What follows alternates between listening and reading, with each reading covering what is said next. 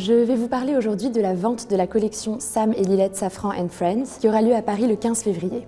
Il s'agit de la vente de la collection personnelle de l'artiste qui comprend environ 80 œuvres ainsi que quelques œuvres confiées par des collectionneurs proches de l'artiste. La vente est organisée dans le sillage de l'exposition du Musée de l'Orangerie qui a connu un franc succès en 2022 et qui participe à la reconnaissance de l'artiste auprès du grand public. L'objet de cette vente est de rendre hommage à cet artiste sans concession et à contre-courant des mouvements de son époque, à travers évidemment ses propres œuvres, mais aussi les œuvres et les objets avec lesquels il a vécu. Sam Safran est un artiste atypique puisque, contrairement aux artistes d'après-guerre, il choisit la figuration alors que la tendance est à l'abstraction. Il se risque aussi à utiliser des médiums qu'aucun autre artiste du XXe siècle n'a utilisés, comme bien sûr le fusain, puis le pastel pour lequel il est très connu puisque c'est le plus grand pastelliste du XXe siècle, et enfin la soie qu'il travaille comme support d'œuvres à l'aquarelle. Cette vente est l'occasion de découvrir les œuvres avec lesquelles Safran vivait et donc d'en apprendre plus sur un artiste aussi fascinant que secret. On trouve dans la vente tout d'abord des œuvres de ses amis artistes, comme par exemple Alberto Giacometti, Jean-Paul Riopelle, Zhao Wuqi et Raymond Mason, dont on trouve dans la vente un très touchant dessin d'une main de l'amitié qu'il a dédicacé à Sam Safran. On retrouve également des œuvres d'artistes qu'il admirait, tout particulièrement une huile sur panneau de l'artiste Odilon Redon, qui est, comme on le sait, un des plus grands pastellistes du XIXe siècle et que Safran admirait beaucoup.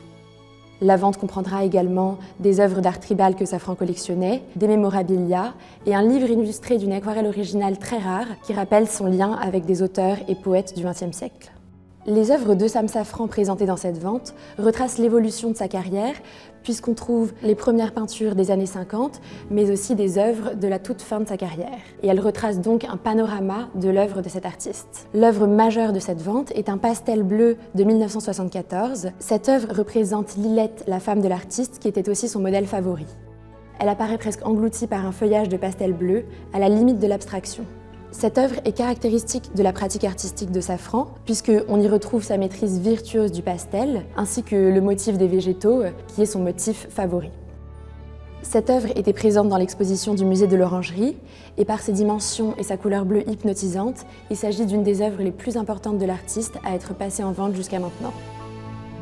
Le banc de Gaudi est une des œuvres phares de la collection de Sam Safran. Il est acquis par Sam Safran au début des années 1970 et il devient un motif récurrent que l'artiste représente systématiquement dans les œuvres représentant son atelier de Malakoff. Les courbes sinueuses du fer forgé rappellent les motifs végétaux chers à l'artiste.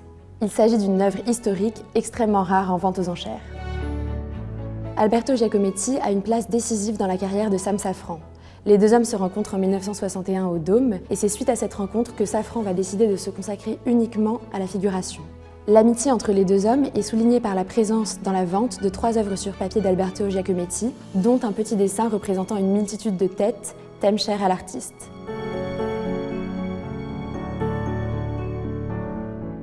La vente de la collection Sam et Lilette Safran est un moment véritablement historique puisqu'elle permet au public de rentrer dans l'intimité de l'artiste fascinant qu'est Sam Safran.